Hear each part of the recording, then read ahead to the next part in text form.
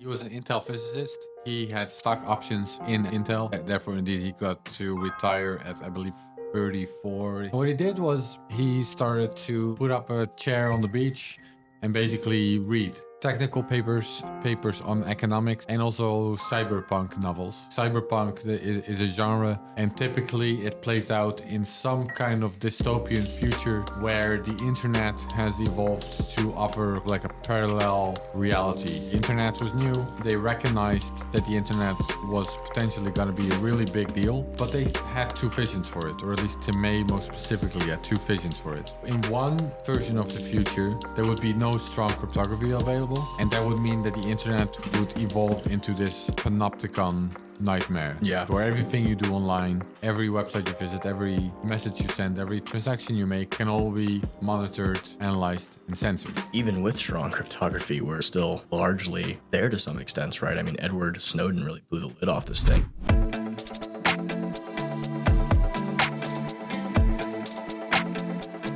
Welcome back to the next episode of my podcast series with Aaron Van Root, the author of Genesis Book, the story of the people and projects that inspired Bitcoin.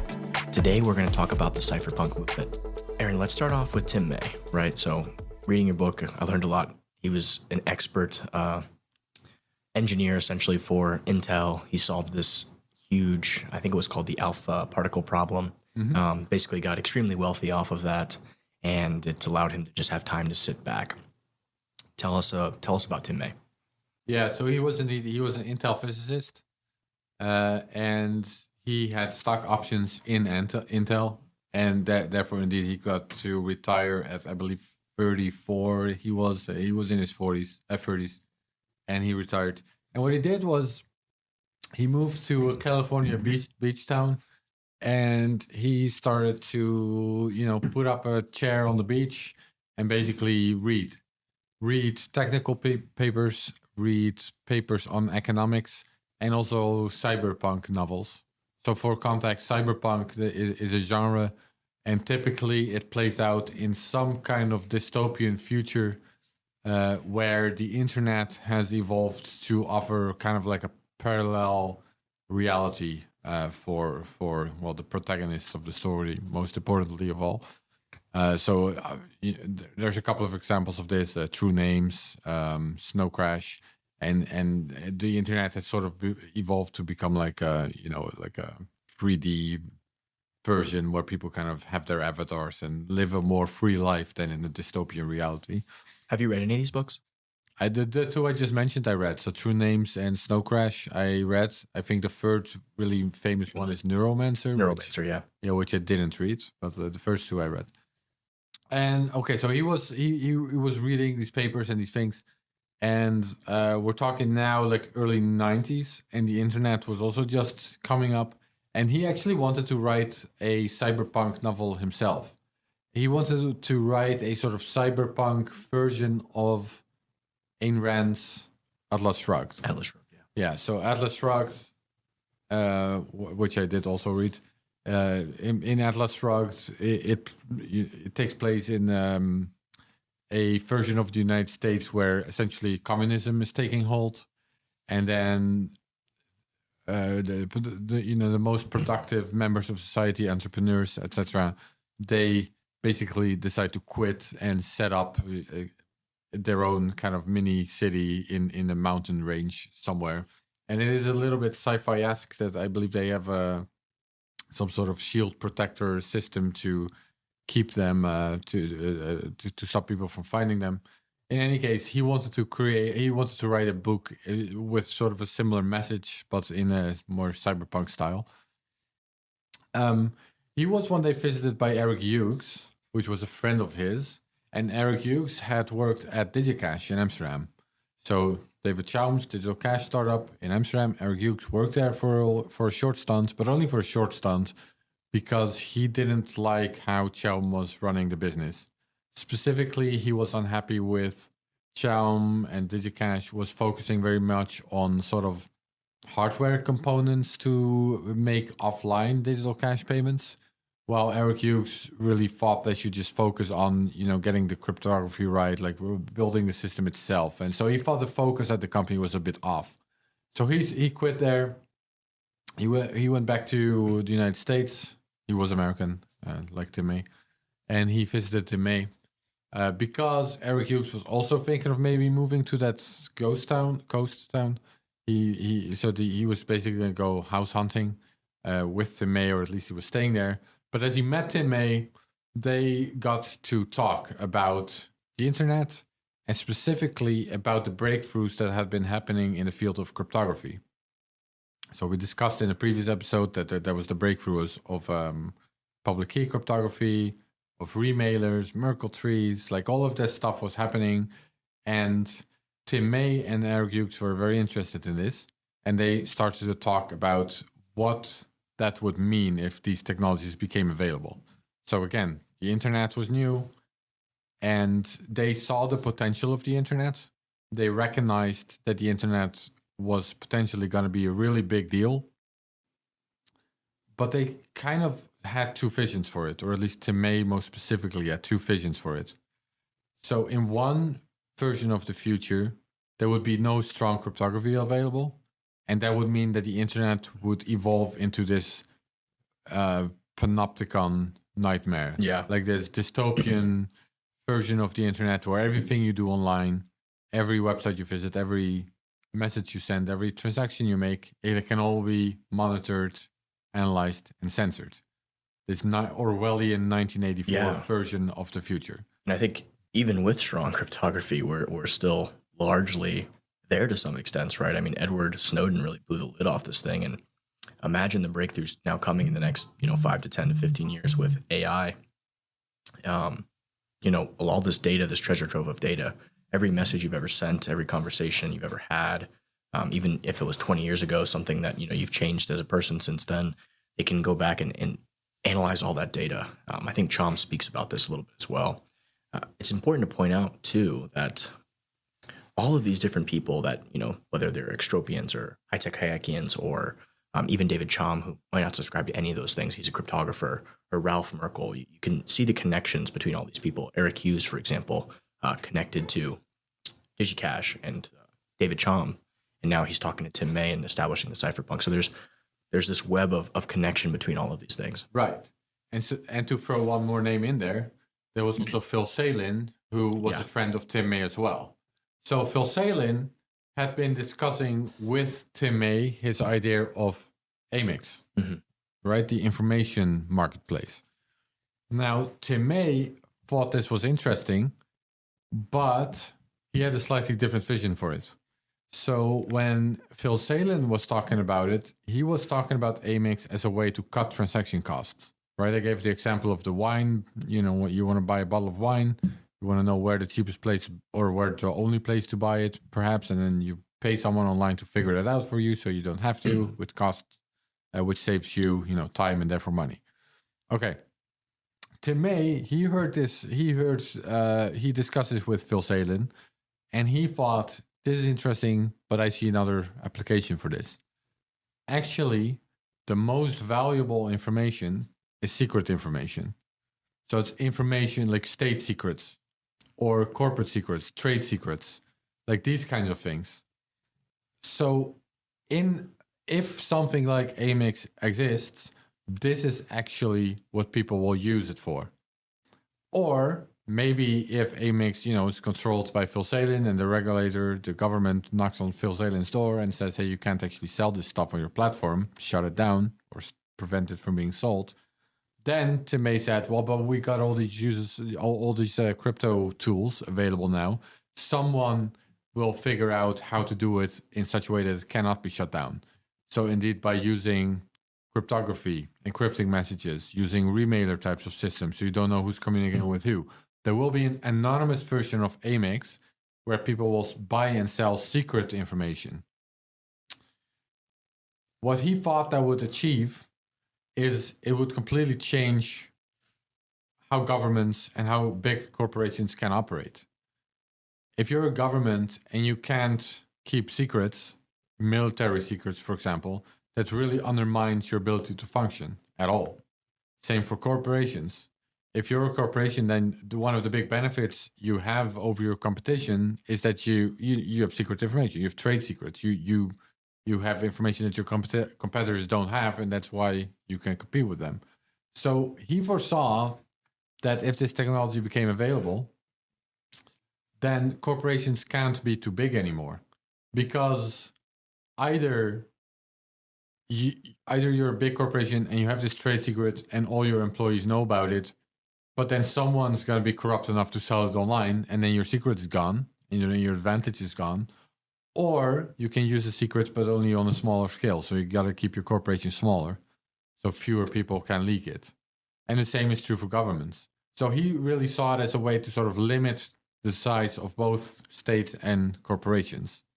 So going from these, big conglomerates to smaller, a more vibrant economy in that sense. And today, what's really established itself is this giant technocracy, right? We've got these huge major tech companies that essentially control the legislation by pushing so much money into lobbying, and it's like this symbiotic relationship of giant companies with giant governments. Right. So exactly what he didn't want is where things are at as we speak of today. Yeah. So let's get to the other vision for the future that Tim May specifically had. Mm-hmm. He had this vision of crypto anarchy. That's what he called it. He foresaw that if strong cryptography is available, then people would learn to self-organize online. So, for example, with digital cash, so I already gave the example of the anonymous version of Amex, which Tim May called Blacknet. So with Blacknet, it would be harder to keep secrets. But then also, for example, with digital cash, people could hide their income from the government, hide their money from the government. The government wouldn't know who's paying who or who owns what, which would in turn make it much harder to tax the population. So he saw strong cryptography for that reason really as a way to undermine governments completely. And then in its stead would emerge alternative solutions to organize an economy. Again, this includes digital cash, but also reputation systems. People would learn to self-organize, create sort of bottom-up institutions for the internet, and entire parts of the economy would move to these separate domains. So he foresaw the internet as sort of a new home for humanity and for the economy, and the state would become less and less relevant. Now, Tim May and Eric Hughes were discussing these ideas. By the way, it's worth mentioning that Tim May's vision was fairly radical. Eric Hughes was way more moderate, but they did both agree that these tools were incredibly important for the future of the internet. Mm-hmm. They both did not like this dystopian vision. Yeah. They both did not want an Orwellian panopticon to emerge from the internet, or the internet to become that. The bind that ties all of these different people together, even though they may have different, political, socialism, libertarian, whatever it may be, is this idea of privacy and human rights. So I think that's really core to a lot of this, and it allowed this collaboration. It was the bigger mission that everybody had here, whether it's David Chaum, or Phil Zimmerman, or Eric Hughes, or Tim May. Exactly. Yeah. So Tim May and Eric Hughes were talking about these kinds of ideas. They were very fascinated by it. They saw the future. But they also recognized that no one was actually using it. So these breakthroughs had happened in the domain of universities, technical papers. There were some conferences, as I mentioned. One of them was organized by David Chaum, the crypto conference. But this is sort of the realm where these ideas were being discussed. They weren't actually being used. Why weren't they actually being used? Because the tools weren't actually available. They were just ideas. Now, Tim May and Eric Hughes then decided that it was time to change that. So they called up another friend of theirs, John Gilmore. He worked at the Electronic Frontier Foundation, EFF. He was also talking about cryptography and the potential of cryptography, and also talking about, getting it in the hands of people. Then the three of them, they decided to invite a bunch of their friends, which were hackers, cryptographers, privacy activists from the Bay Area. And they, at one point in 1992, decided to gather in Eric Hughes' new apartment, and they founded the Cypherpunks.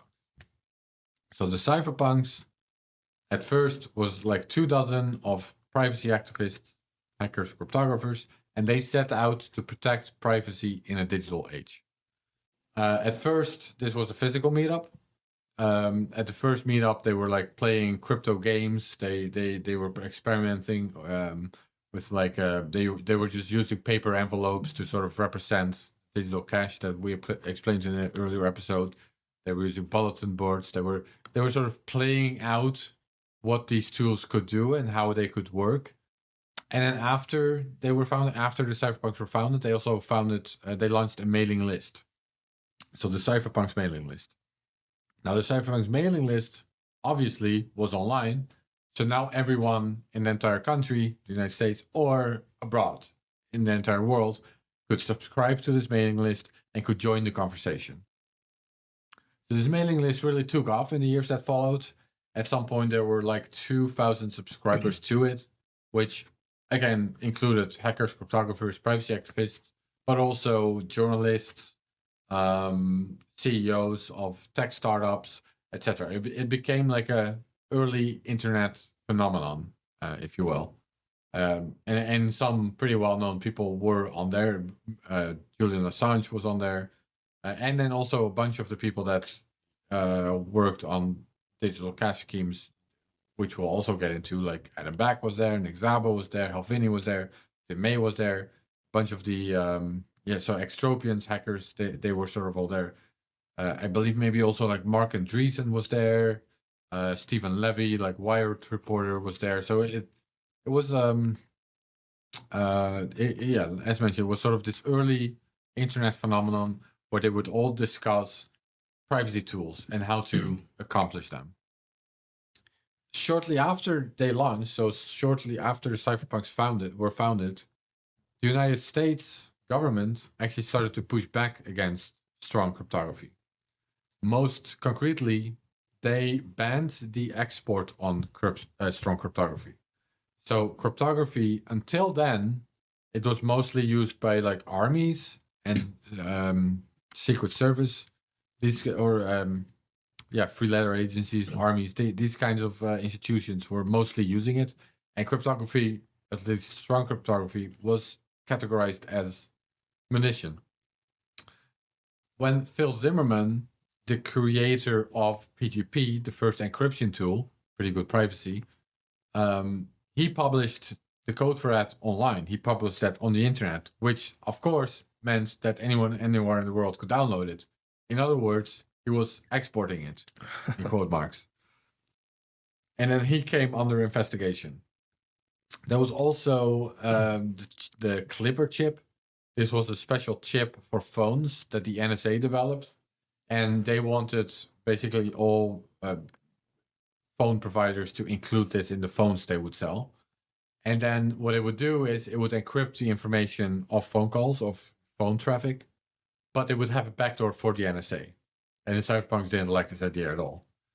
Again, they saw the government itself as sort of the threat to privacy. Yeah. So a crypto tool that allowed the government to have a backdoor is completely defeat the point. And you got to keep in mind, they weren't just thinking about the US government in this context. Mm-hmm. They were also thinking of, all governments, right? Yeah. Of course, when one government develops something like this is then exported at scale. We see this playing out with China and their surveillance capabilities, exporting all over the world to these developing, largely in a lot of instances, corrupt, third world countries that have terrible leadership. Now have this Orwellian, super advanced panopticon nightmare, to quote that they're now to use to monitor their population, right? Yeah. So the Cypherpunks set out to sort of counter that or to fight that. So let me read a quote from your book here, which encapsulates all this, right? Because this was largely a political privacy movement, and again, all the things you just mentioned are just total blatant violations of the United States Constitution, right? Whether it's the First Amendment or the Fourth Amendment or the Ninth Amendment. First and foremost, the Cypherpunks set out to prevent a dystopian future, a future where digital communication can be monitored, analyzed, and ultimately abused. Like the cryptographers that inspired them, they were concerned that such loss of privacy could empower despots and tyrants at grave loss of individual liberty. May at one point half-jokingly announced that George Orwell's 1984 was required reading for all of them. Yeah, so the Cypherpunks set out to create these tools, and they would fight back against the US government as well. as they were expanding their reach and trying to throttle these kinds of technologies. So one of the ways they did that, or the main way they did that, was by writing code. So actually, they weren't gonna like lobby governments, or at least that wasn't their main function. They were actually gonna write the code and distribute it as free software for everyone to use. That was sort of their modus operandi. They would write the code. So Cypherpunks write code. Eric Hughes wrote in a Cypherpunks manifesto. That was what they were going to do, write code. But they also did other forms of activism, like Adam Back at some point had the PGP algorithm printed on a T-shirt, and the idea was, if you wear that T-shirt and then you leave the United States, then you're technically a weapons exporter, which just is absolutely absurd. underlines the absurdity of that kind of rule. Yeah. Also, Phil Zimmerman at one point printed the PGP protocol in a book, and by printing in a book, it fell under the First Amendment. So,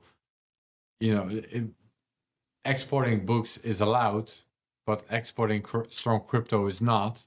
But then what if you print it in a book? Well, it should be allowed again, because printing, exporting books is allowed. So again, it sort of made that case. And then at the end, the Cypherpunks actually won that war. So the crypto war, the Cypherpunks won. And it wasn't just the Cypherpunks. So it wasn't just the Cypherpunks fighting back. It was also, for one, corporations like Netscape.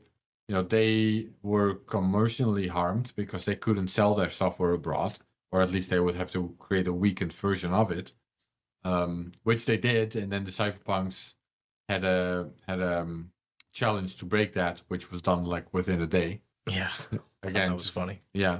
So again, to sort of underline what a bad idea this rule was. So they fought back, and they won, and that was partly because the Cypherpunks' own effort, but also corporate interest or commercial interests, and human rights groups were also involved, so like the ACLU and the EFF.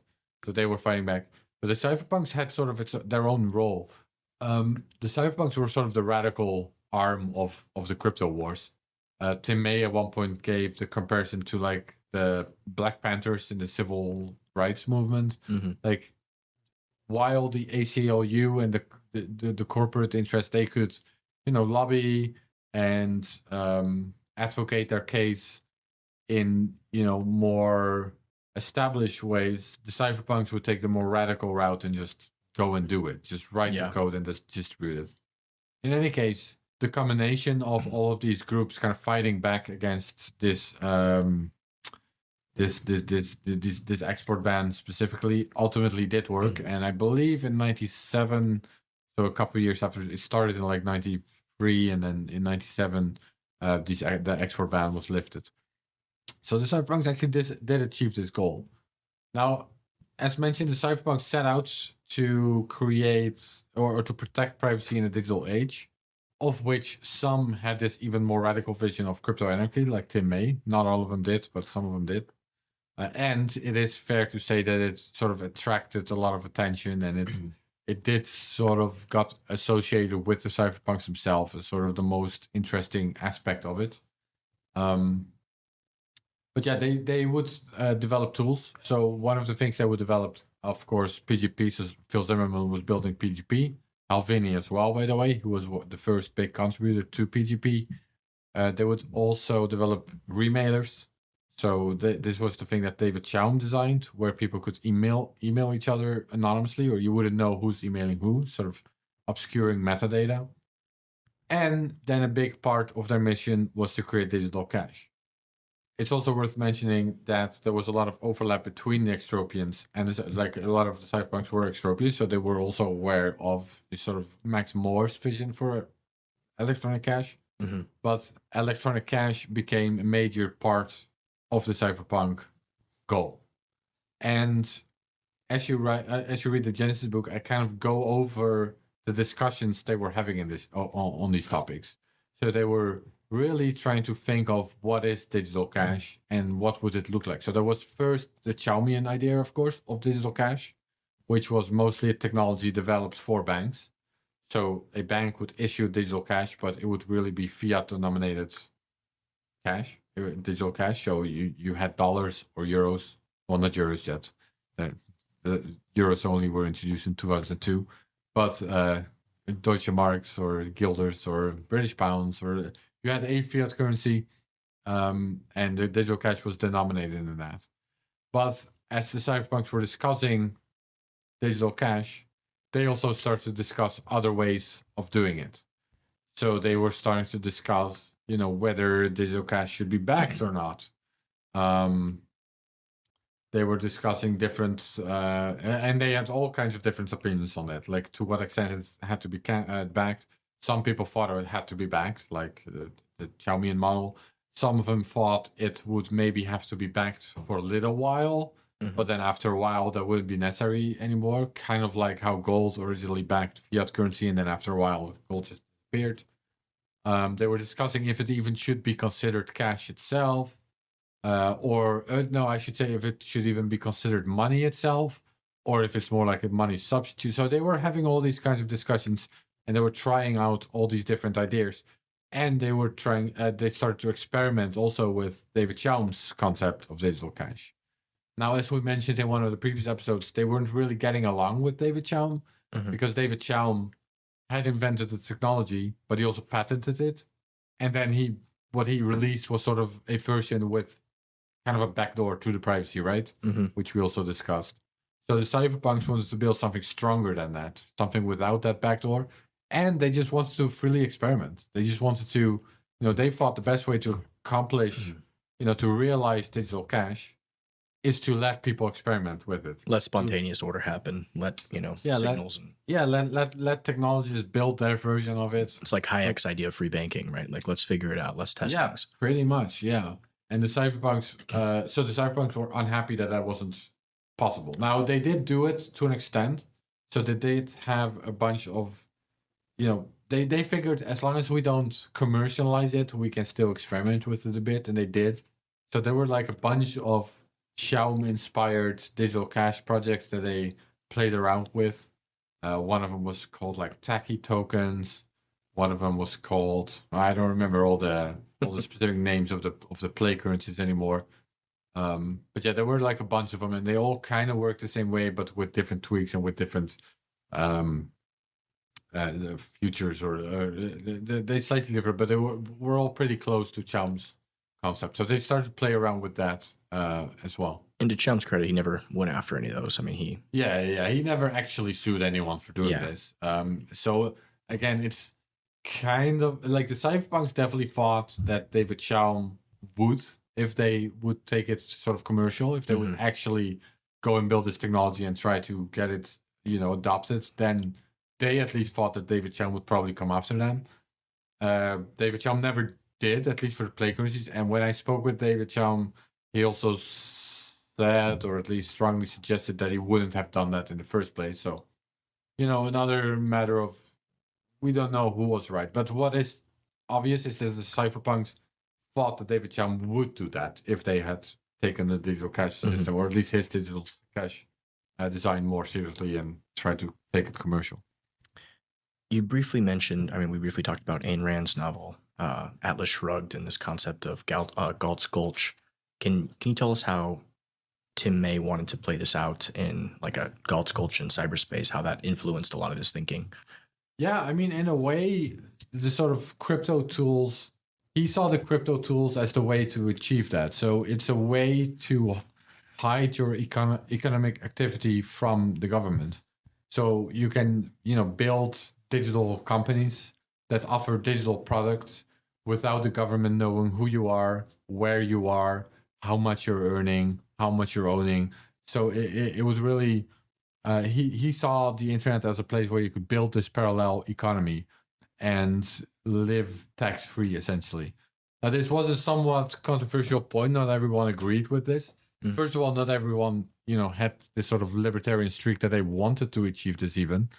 But then also there were the people like Halvini who thought, well, it sounds nice in theory, but in the real world, we still, live in physical reality. You still live somewhere where some government knows who you are and knows where you live, and, can in other ways figure out how to tax you. So unless you can live in your computer. I think I include this quote by Halvini. I don't remember the quote word for word, but he said something like, unless we can live in our computer and eat electrons, we're still going to be subject to, the rule of the state. So it sounds nice in theory, this crypto anarchist idea, but Halvini was definitely more, I would consider it a more realistic perspective on it, because I tend to agree with him.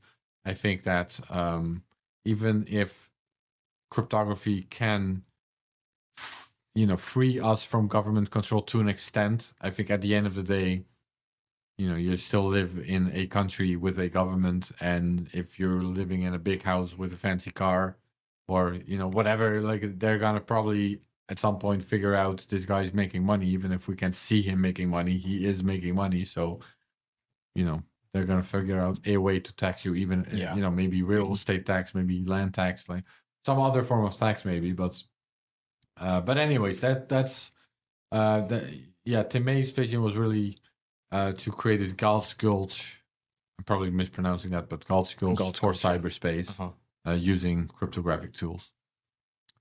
Eric Hughes, I think he said maybe he subscribed more towards socialism, but I think he has a good quote here in this book that, and like we spoke a little bit about earlier, I think the main connecting fiber of all this is human rights and privacy. He says, "I am not a libertarian, nor is it likely that I ever will be. The agenda of privacy is orthogonal to most partisan political positions. As strong as the libertarian presence is on this list, it is by no means the only view. It is precisely because cypherpunk issues cut clean across the political spectrum that they are so powerful." I love that quote. Yeah, and Tim May also acknowledged that. So it is definitely true that the cypherpunks, like, generally speaking, were libertarian, and then some of them had this even more radical sort of crypto-anarchist vision. But that wasn't the only ideology on there. What cut across the board was their goal to achieve privacy in the digital age. That was ultimately what they were about. When I say that is what they were ultimately about, it's worth pointing out that there was no sort of official mandate. There was also no official, like, structure or institution or anything like this. So in a way, the cypherpunks themselves embodied crypto anarchy. It really was, yeah, crypto anarchy. Like, they didn't have official spokespeople. They didn't have, no one could tell you what to do or what not to do. Everyone was ultimately just an individual responsible for their own actions. If you were a cypherpunk and you thought, hey, we, the cypherpunks, should do X, then you should do X. And you should maybe ask other people if they want to join. But there was no, like, hierarchical structure, as I said, to sort of command other people what to do. It was really this bottom-up thing in itself, where everyone just sort of had a shared goal, but however they wanted to achieve that goal was up to them. So the cypherpunks were, like this themselves, this sort of anarchist, activist group. There was another tension between people on the list, which was the fact that, and I think you saw this with Chaum wanting to give a backdoor, and in a lot of cryptographic tools, this idea of, like, well, these principles, pure privacy, pure this or that, it can allow criminals, it can allow, and we even see this today in modern day politics, right? I think most people subscribe to this idea that they don't want to have perfect privacy. They want the government or whoever to have backdoor, I guess, in the sense of, like, keep us safe, right? We saw it with the whole 9/11 thing, and give up your rights, give up your freedom, because of this threat. What was the tension like between people on that group, and how did it play out? I mean, I think the cypherpunks were, generally speaking, quite absolutist in that sense. Okay. Like, they figured the trade-off that's worth making is in favor of privacy. Tim May most clearly laid this vision out, right? Like, he really saw two versions of the future. Yeah. One of them is this dystopian Orwellian future. One of them is this version with strong cryptography and crypto anarchy. And he didn't really see a middle ground. He, in particular, didn't really see a middle ground. I love this about him. I really respect. Yeah, and what I also love about him is that he didn't try to hide the negative consequences of that. Yeah. Like, he completely acknowledged that if you have strong privacy, if you have digital cash with that actually allows people to transact anonymously, then it will make extortion easier. It will make kidnapping may be more profitable. It will allow child pornographers to sell their criminal their child porn. So, and that's not great. That's not good. That's not what he, Of course. obviously. But his point was, it's worth the trade-off. That's better. Yeah. It's better that exists, as bad as it is, than to end up in an Orwellian nightmare where freedom just doesn't exist at all anymore, and everyone is constantly monitored. And if that's the choice, then we should go for the version that has these bad side effects, and we'll just have to be honest. He was very honest about that. Yeah, I like that about him. I like that he wasn't trying to sugarcoat it. I like that he wasn't trying to hide it. I like that he wasn't trying to downplay it. He just said blatantly, openly, this will also help child pornographers, but that's a trade-off we have to make. And indeed, so let me read a quote from him from the book as well. Here's where he says, "Privacy has its price. The ability of people to plot crimes and commit crimes behind closed doors is obvious, and yet we don't demand secret cameras in homes, apartments, and hotel rooms." I love that. Exactly, yeah. It's a perfect analogy. Yeah, and it encapsulates everything about, different breakthroughs in technologies, right? Whether it was, the automobile, right? Which, of course, more people are going to die in automobile accidents, right? There's a danger there, right? But or you kill other people. Yeah, exactly. Yeah. Or, and this just cuts deep to the American experiment and the idea of America, right? With stuff like the Second Amendment, right? Or the First Amendment, right? You're allowed to say all sorts of things, right? It protects your right to free speech. It might also, allow people to join cults or create, things that are harmful. But at the same time, like the printing press, right? It allows, all these technological breakthroughs have their downsides, but the pros greatly outweigh the cons. Mark Andreessen has a great recent essay he wrote about this concept called techno-optimism. Highly recommend everyone give it a listen. But for example, even the Second Amendment, right? This idea that you have the right to bear arms, you have the right to defend yourself with a gun, right? That allows more guns to be allowed. So even if the argument is made that causes more a loss of life, or certain people can abuse that, right?